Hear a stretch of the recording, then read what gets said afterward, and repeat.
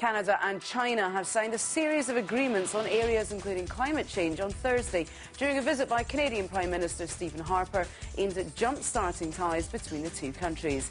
The agreements come days ahead of a global climate change summit in Copenhagen and follows a report in the Guardian newspaper which says Canada's environmental record stands as the biggest obstacle to progress in Denmark.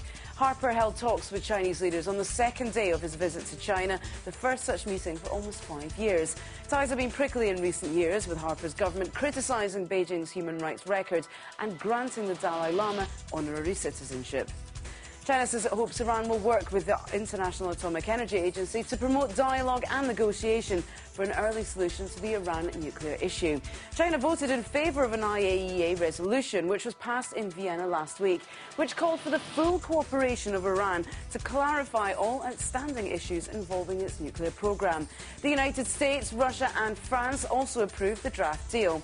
A draft agreement has called for shipping most of Iran's existing low-grade enriched uranium to Russia and France to be processed into 20% enriched uranium fuel rods for Tehran's research reactor. But Iranian President Mahmoud Ahmadinejad said on Wednesday that Iran would process the uranium itself.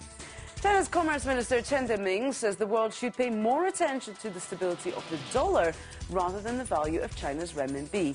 He argued the two currencies' effects on the global economy is incomparable and said an unstable yuan would have a very bad impact on the global economy. He added that the focus of global attention shouldn't be on the yuan's exchange rate, but on the dollar's stability.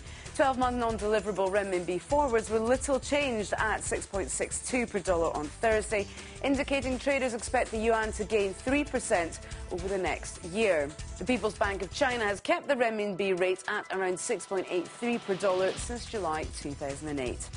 5 people have been given the death penalty after being convicted of murder and other crimes committed in the July 5th riots in Urumqi in Xinjiang. The trials were held on Thursday amid a strong police presence both in and outside of the courtroom. They were conducted in the Uyghur language with translation provided for those present, which included many of the relatives of the defendants and victims. 2 others were sentenced to life imprisonment and another 6 were given jail terms. The trials were held a day after Xinjiang Muslims celebrated the 5-day holiday for Eid al-Adha, the festival of sacrifice. 5 other cases were due to be heard on Friday. 9 people have already been executed in connection with the riots. Meanwhile, 22 Uyghurs who took part in the riots have surfaced in Cambodia, sparking concerns that Cambodia will ignore their requests for asylum and return them to China. The group, which includes 3 children, trickled into Cambodia over the past several weeks, according to Omar Kanat, Vice President of the World Uyghur Congress.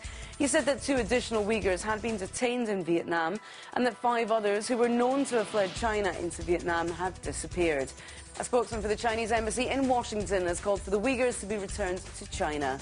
Droughts and floods stoked by global warming threaten to destabilise China's grain production. That's according to the nation's top meteorologist, who has called for bigger grain reserves and strict protection of farmland and water supplies. Extreme weather damage can now cause annual grain output in the country to fluctuate by around 10 to 20% from longer-term averages.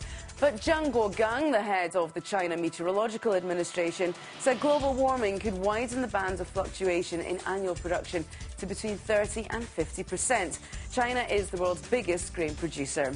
And that's the BON News headlines for now, but we'll be back with more news after this.